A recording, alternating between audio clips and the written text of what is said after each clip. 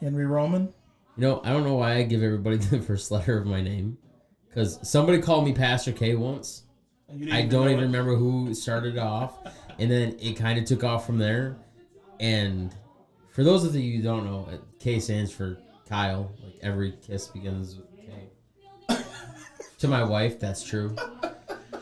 Every killing begins with K too. No, and every homicide begins with H. Hey, there you go. Touche. Oh man. But anyways, you know what? And that was a great segue into the topic. Yeah. Yeah. And completely unintentional, but so today, as soon as I wake my iPad up here, the topic that we have for today is residue. Bam. Right there on the screen. Residue. And the other day, well, this came to me a while back. I was laying in bed and I woke up. God gave me this little bit, soundbite, whatever you want to call it. And I started writing. And apparently I did some research and stuff. I don't know. I don't remember anything. I just remember waking up and rereading what I wrote and was like, wow, this is pretty good. If only it was that easy, right? Yeah, if it always went that way. I woke up and the Lord said. I mean, it's almost like it's biblical. Almost, yeah, almost. Kind of seems that way. Kind of. So, man, my iPad keeps going to sleep, y'all, and it's driving me nuts. So anyways, you want me to pour this on it? Yeah, I heard energy drinks really help your PC. You should start with yours. No thanks. So anyways, and for those of you that don't know, most of you may probably not know this. I actually have my degree is in law enforcement, criminal justice degree, and one of the classes I had to take was forensics. And it was probably one of my most interesting classes, simply for the fact that it was really cool to see the makeup of, hey, how can I get away with murder? If I ever need to hide a body, how do I do it? Oh, man. Some people's kids, man. Oh, jeez. Hee-haw, Damien. So every time that Henry acts out, I know... And the wheels start spinning in my head. Hey, remember your training. Remember your training. Caught again. So can't kill a snail around this guy. So there's one principle that is brought up in forensics, and it's a theory or a law or whatever you want to call it. And I'm going to flip to a different screen here, and we're going to talk about the Locard. Oh, there we go. Locard's principle. And I'm going to read it out loud for you guys, and we'll kind of break it down what it means before we get into the scripture. Right. But Locard's principle says it holds that the perpetrator. Sorry, my mic's in my way. The perpetrator of a crime will bring something into the crime scene and leave with something from it. Paul L. Kirk puts the theory into simpler terms and says wherever he steps, whatever he touches, whatever he leaves, even unconsciously, will serve as a silent witness against him. Not only his fingerprints or his footprints, but his hair, the fibers from his clothes, the glass that he breaks, the tool mark that he leaves, the paint that he scratches, the DNA that he deposits or collects. All of these and more bear mute witness against him. This is evidence that does not forget. It is not confused by the excitement of the moment. It is not absent because of human witnesses are. It is factual evidence. Physical evidence cannot be wrong. It cannot perjure itself. and it cannot be wholly absent.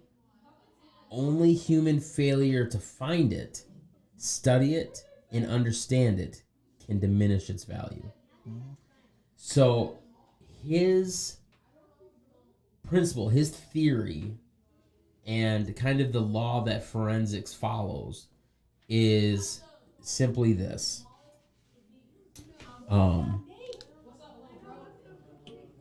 Whoops. Yeah, we'll scroll on. Wherever you go,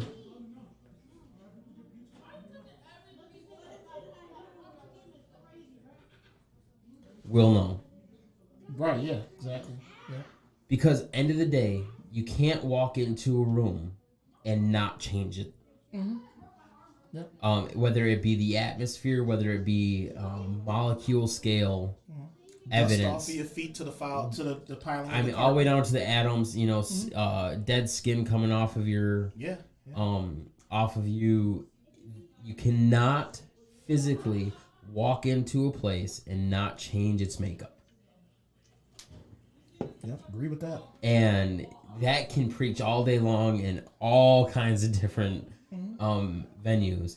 However, the area where we're going to dive in today is actually going to be found in Genesis chapter 39. Mm-hmm. So let's scroll down here.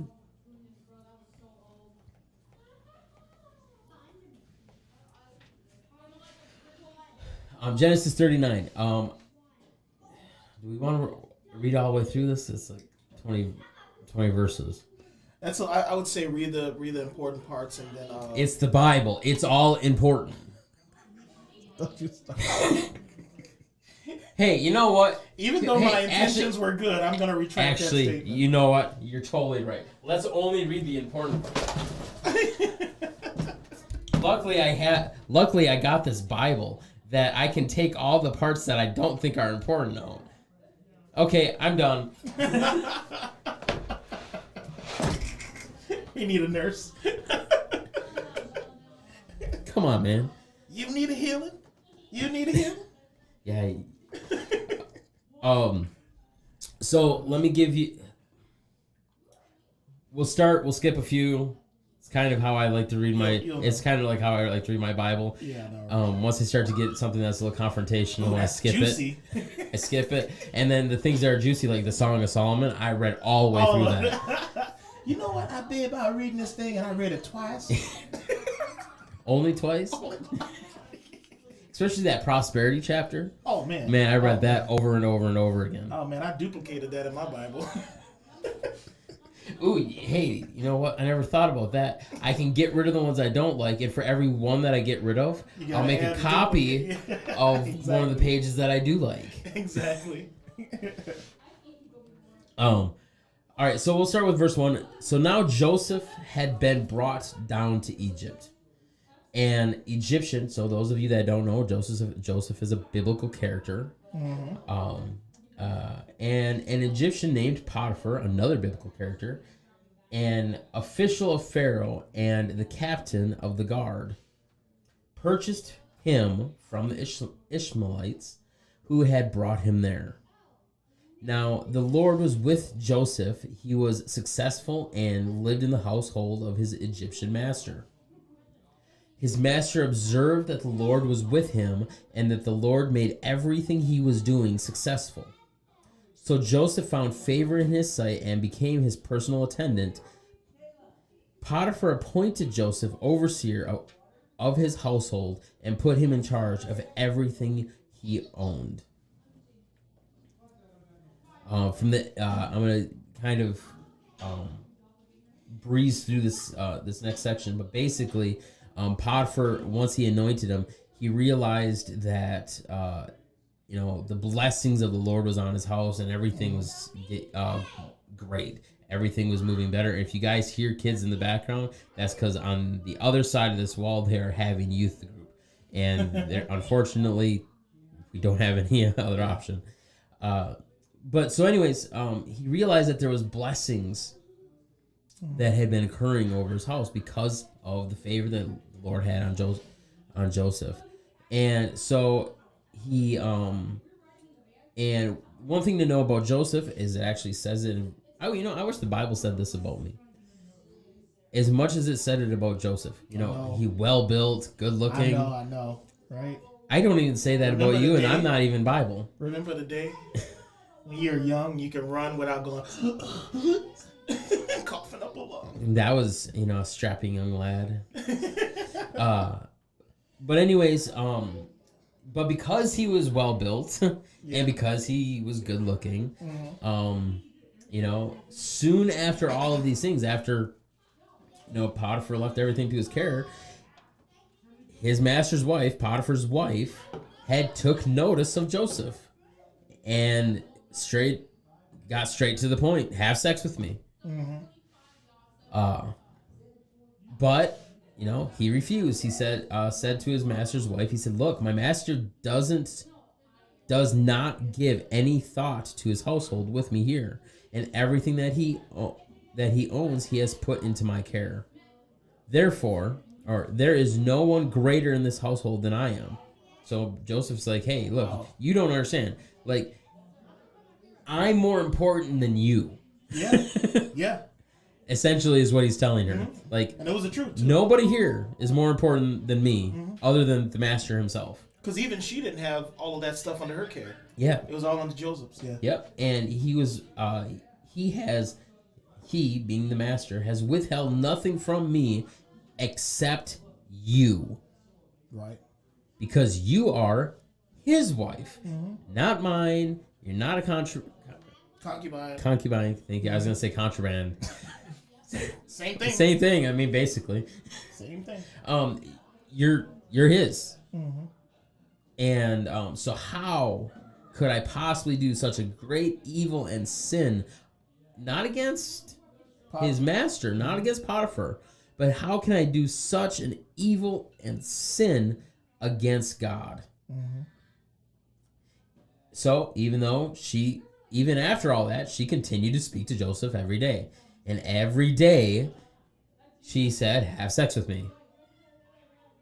And continued to give that invitation.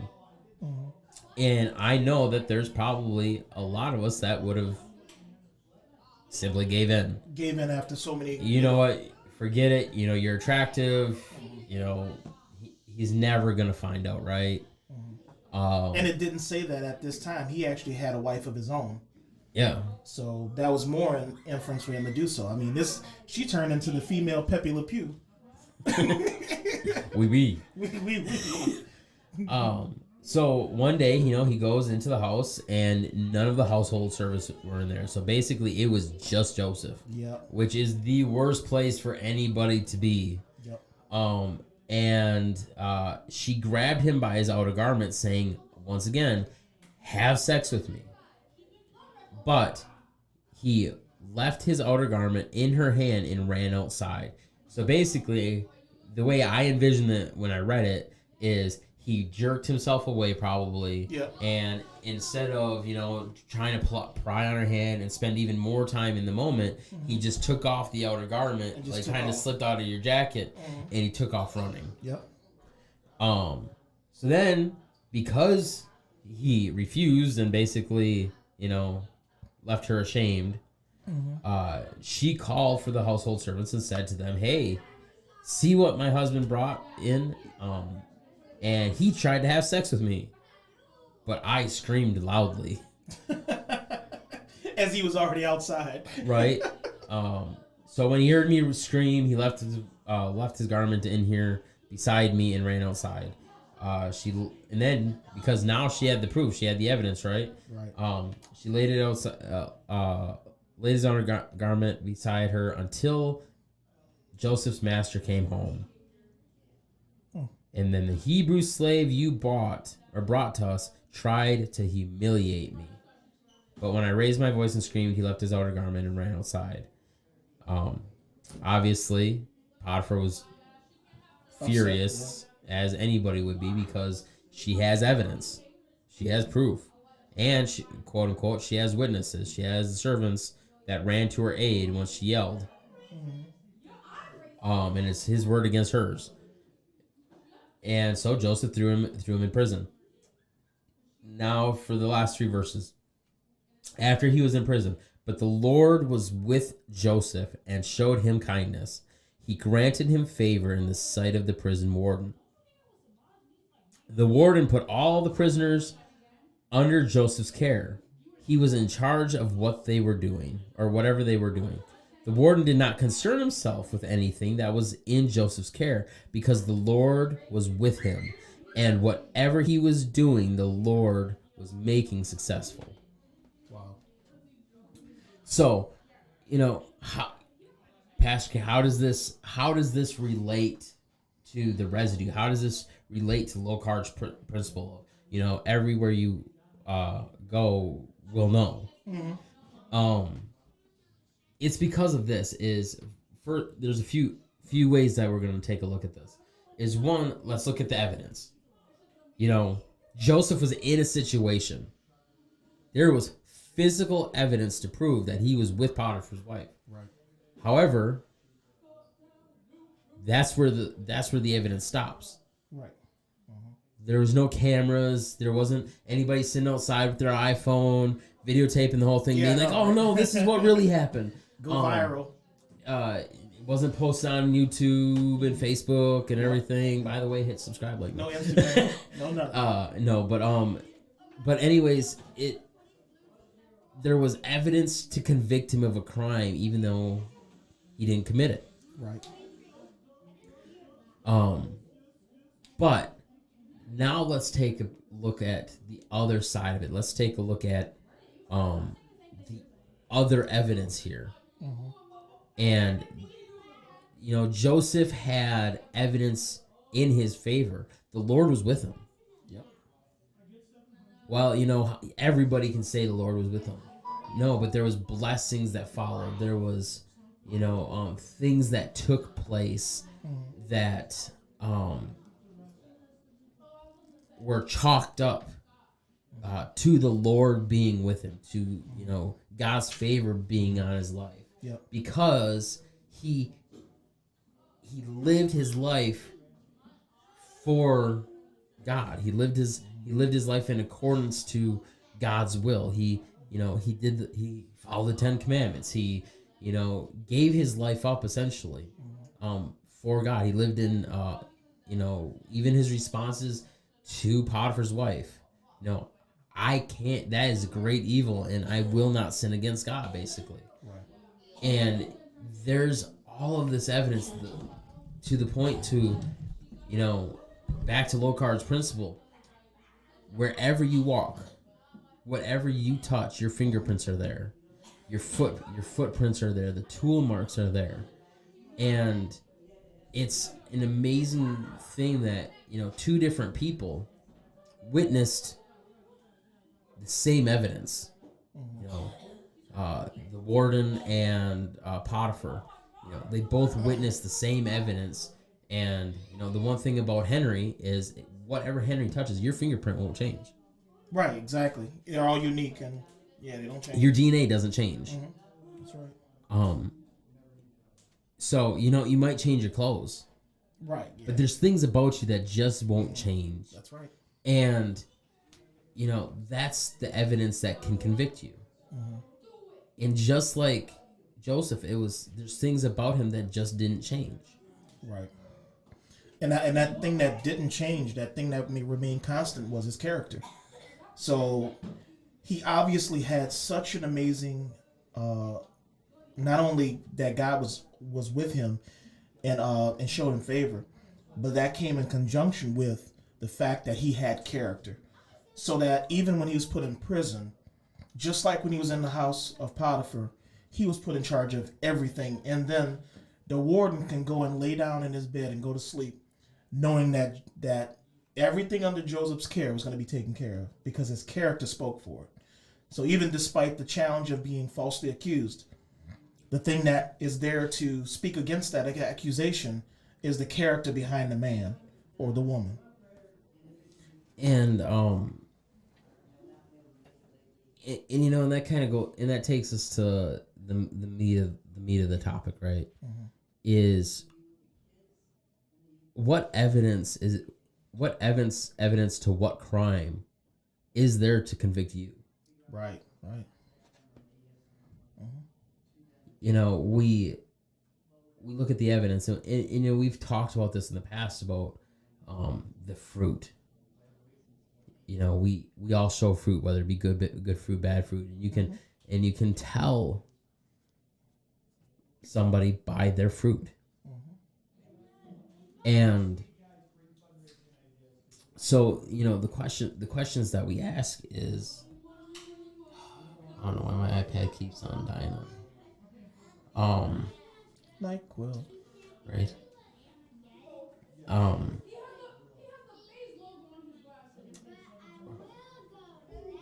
Guess it helps if I push the right button.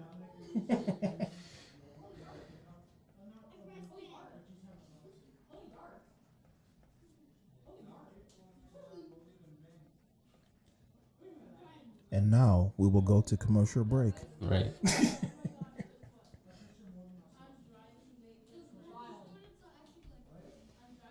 So what residue are you leaving behind? Right. Right. And they say that a lot about people too, is like, even if you were convicted of being a Christian, would there be enough evidence to convict you of that? You know, and that's basically the fruit. You know, will you be able to say in the day, or will you be able to hear, well done? And if you're not going to be able to hear that, then the residue you have left is probably not the stuff you want to keep leaving. And you know, and I'm gonna use this as an example. So today I posted on Facebook, some stuff was going on at work, and I wanted to respond a certain way, and I didn't. And right after that, I posted on Facebook. I said, ask yourself this. Is what I'm about to say going to benefit the kingdom? If the answer is yes, say it. If the answer is no, don't. So you mean I'm going to choke you doesn't benefit the kingdom? Well, I mean, me choking you might.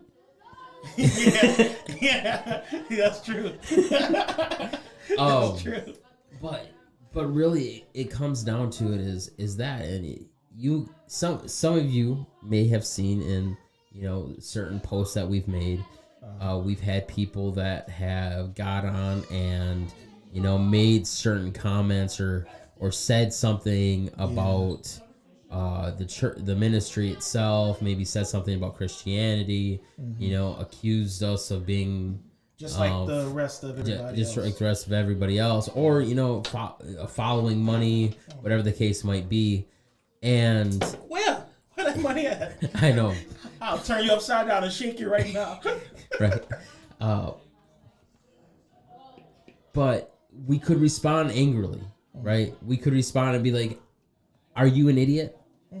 And in most cases, it would be warranted. Some of the stuff that they've said. Yeah, some stuff that we've had said to us has been pretty egregious. And we could say something. But would it be right? Right. You know what? I'd probably feel good in the moment. But then after I took a second, I would realize that anything I just said right there, anything that I said out of anger, anything that I said that was demeaning, essentially, because you have a conscience, diminished the kingdom in that individual's eyes. And they see a "What would Jesus do" sticker on the back of the car. Yeah, you know, and how many times, honk if you love Jesus, and you're sitting there flipping them off. I saw you, Henry. No. So what? I don't even have things you're talking about. and it comes down to is the residue. Like, what are you leaving behind? Yep. What in the conversation that you just left, man, he just told a dirty joke, and I thought that guy was a Christian. Yeah.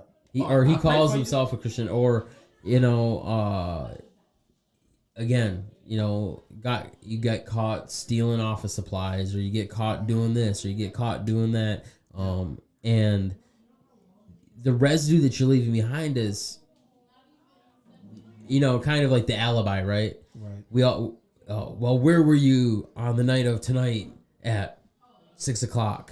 Oh, well, I was at church. But your GPS and everything in your car says you were at the strip club. Yeah, exactly.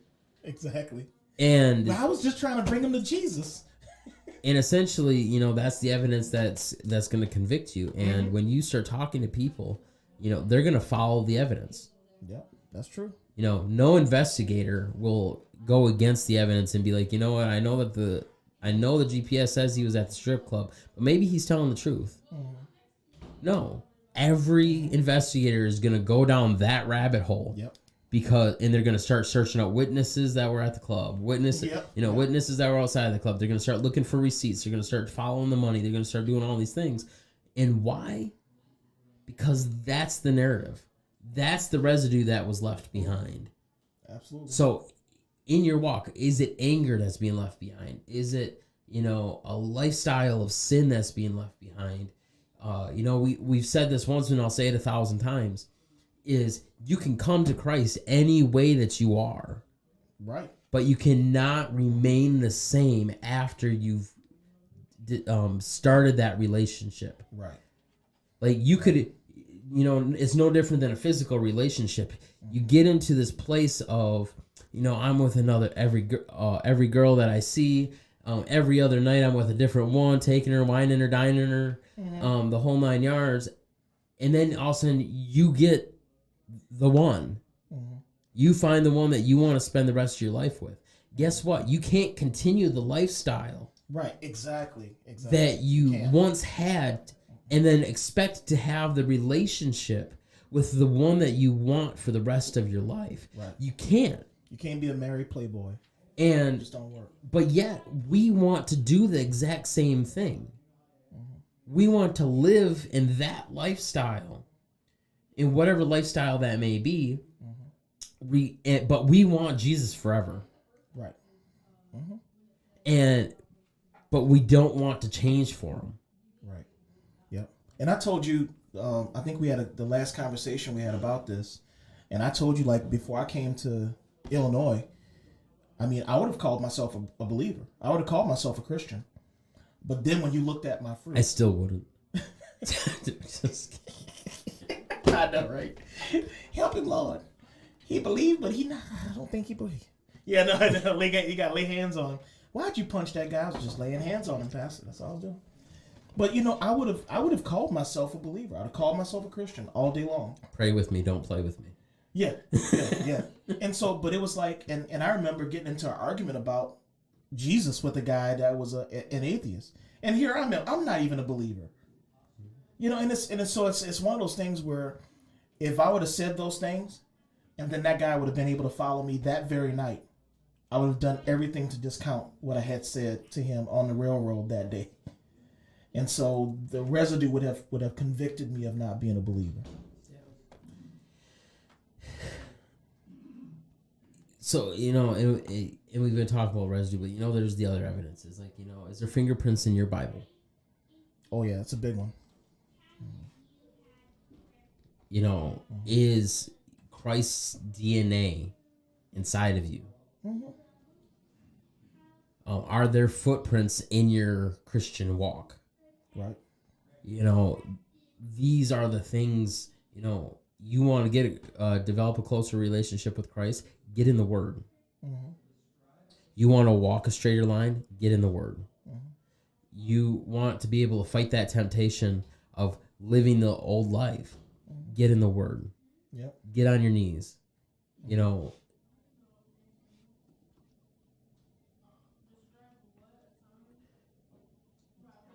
We lack the desire for commitment. I agree. Says the guy that doesn't go to the gym, right? Yeah, I know. You're like, it's over there. Yeah, it's right over there. Actually, no. No. A vessel in your hand it's not over there. It's not over there. Henry's over there, and we know he don't go to the gym, so it's over there. I know, right? The only running I do is from the gym. Best exercise he gets. The best exercise. Like, it's a Popeyes over there. What? Where?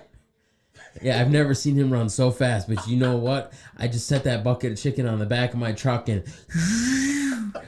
man, he beat me to my house. It wouldn't be so. He was already sitting at the kitchen table with a fork in his hand, like, "Where's chicken?" It wouldn't be sad nor funny if it wasn't true.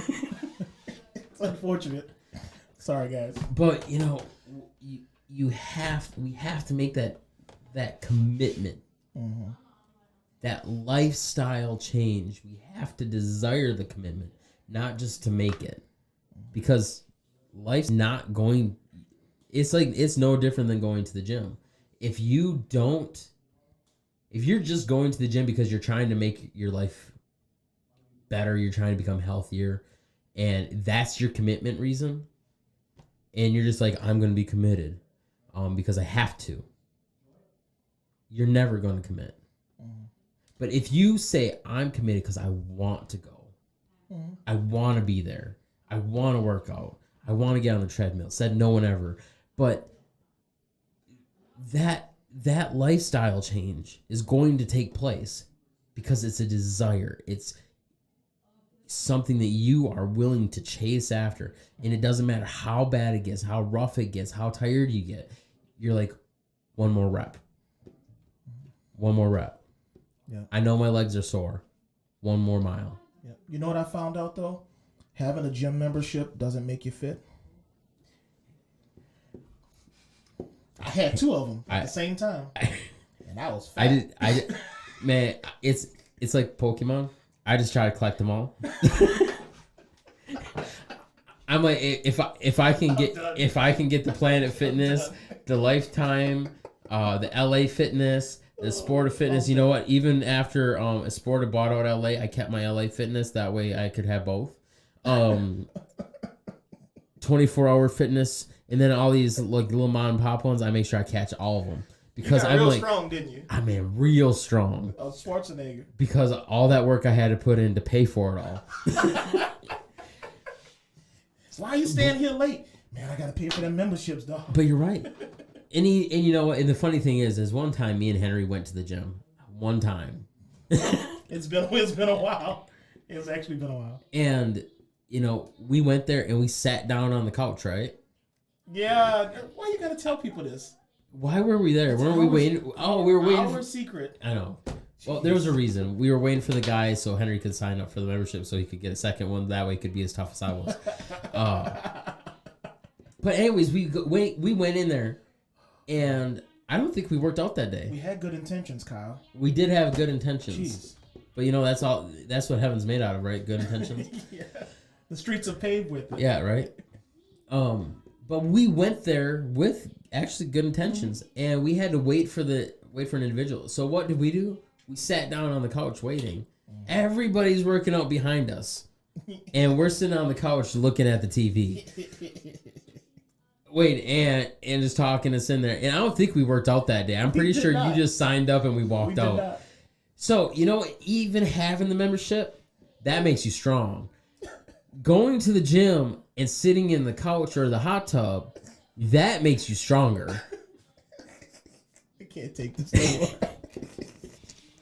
Either this got to be really depressing or it's got to be real funny. And to get the strongest, you go to the locker room.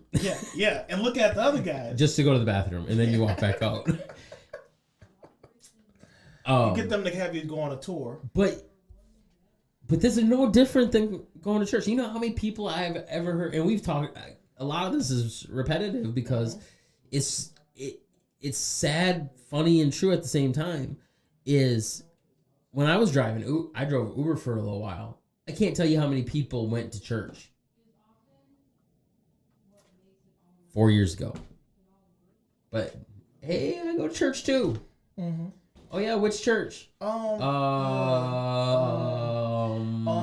a couple years ago, the pastor name was let me see. Yeah, and I even had somebody tell me that. Hey Siri. They had told me about a church down the road, and I was like, oh yeah, I know that church. And then they told me the pastor's name, and I'm like, that dude been dead 4 years.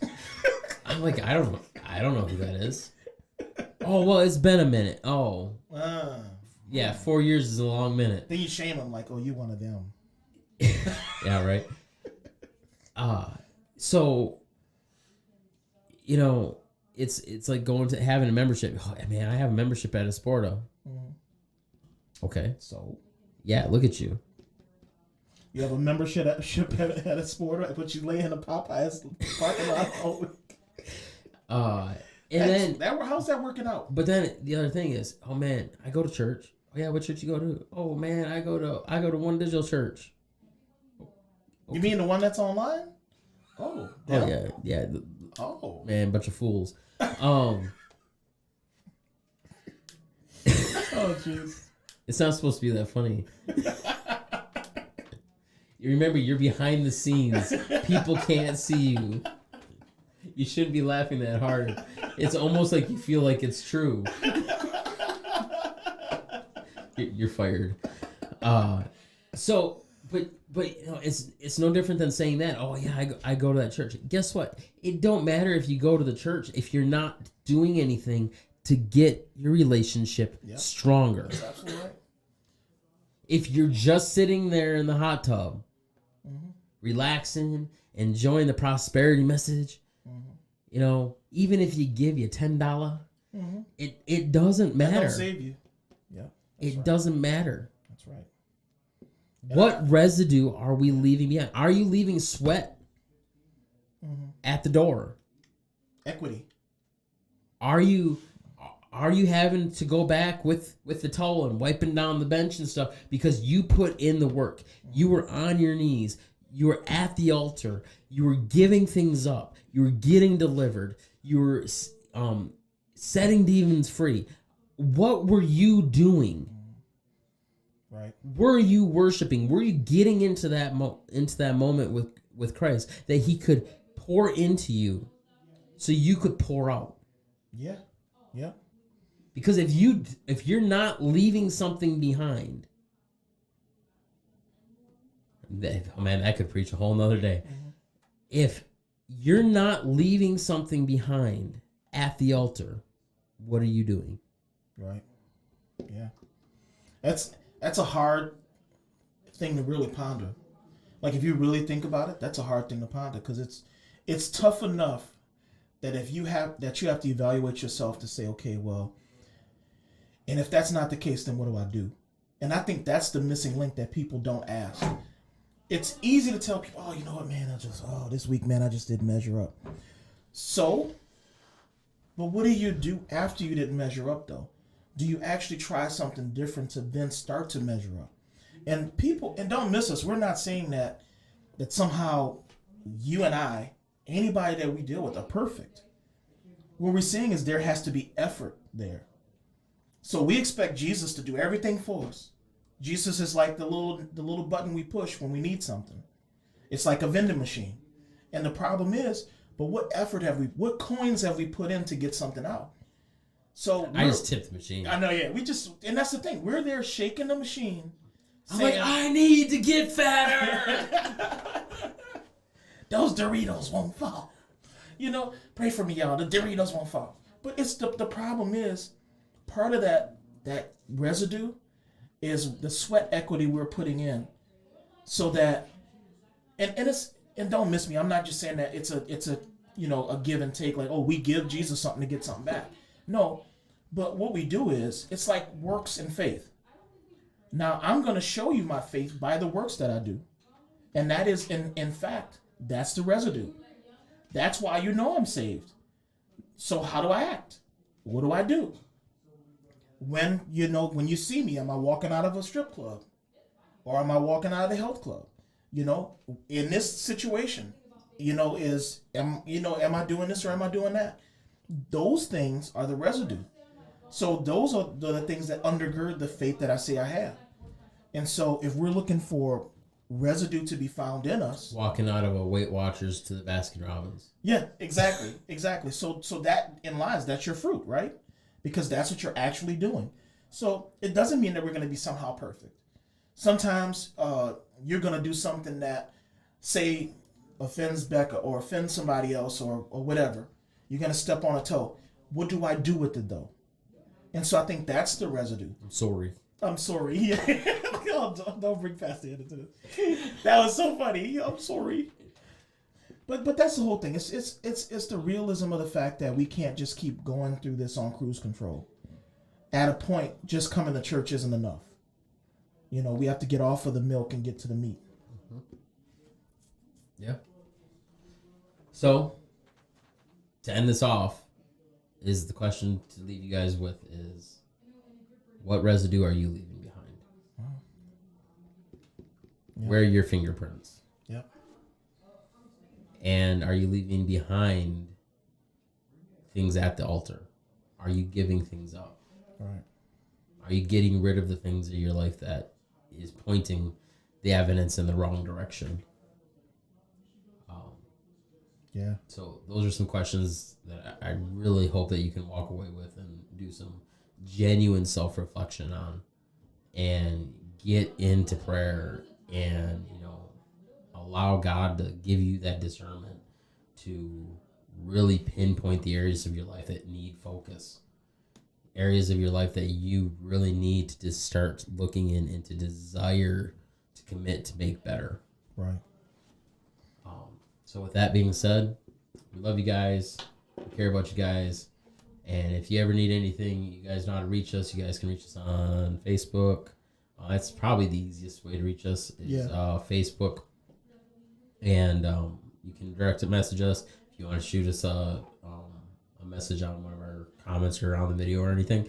We'll be sure to get into the comments, look at them, and reply to you as fast as possible. We don't always get to reply to you as fast as we'd like, but as soon as we see them, we respond. So right. if you guys need anything, please reach out.